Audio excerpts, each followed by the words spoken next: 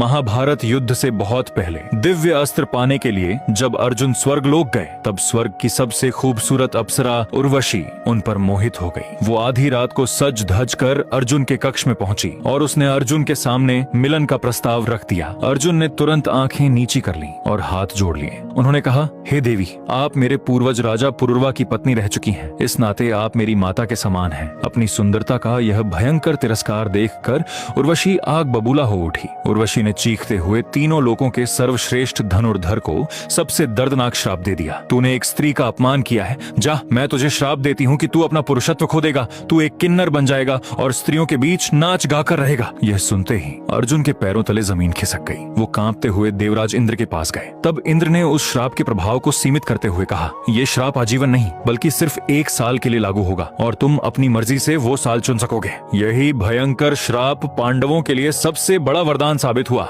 जब पांडवों को छिपकर 1 साल का अज्ञातवास काटना था, तब अर्जुन ने यही श्राप चुना और बृहन्नला नाम का किन्नर बनकर कौरवों को चकमा दे दिया। यह कथा सिखाती है कि जब इंसान धर्म और चरित्र के रास्ते पर अडिग रहता है, तो ईश्वर उसके सबसे भयानक श्राप को भी उसकी ढाल बना देते हैं।